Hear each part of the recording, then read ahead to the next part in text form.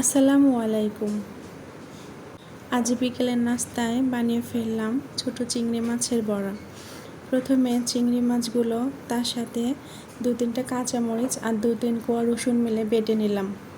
এরপর বেশি করে পেঁয়াজ কুচি, কয়েকটা কাঁচামরিচ কুচি, চালের গুঁড়া, একটু বেসন আর হলুদের গুঁড়া, মরিচের গুঁড়া আর একটু লবণ, সাথে সামান্য তেল মিশিয়ে ভালো করে মেখে নিলাম।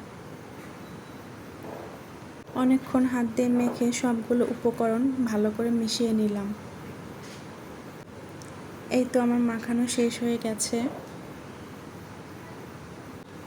এখন এগুলো গরম গরম ভেজে নেব। তাই কড়াই গরম করে তাতে তেল দিয়ে দিলাম।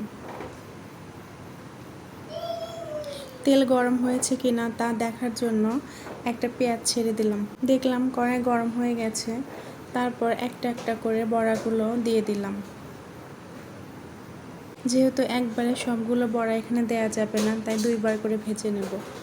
তাই প্রথমে কয়েকটা দিয়ে দিলাম।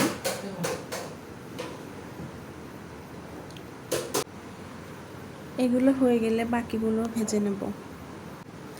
এরপর বড়াগুলো এক পাশ হয়ে গেলে অপর পাশ উল্টিয়ে দিলাম। বড়াগুলো হয়ে গেছে, তাই একটা একটা করে উঠিয়ে নিলাম। এভাবে সবগুলো বড়াই লাল লাল করে ভেজে নিলাম। বড়াগুলো দেখতে কত সুন্দর হয়েছে। এরপর আমাদের বাসার ছোট্ট বইটাকে প্রথমে বড়াগুলো খেতে দিলাম।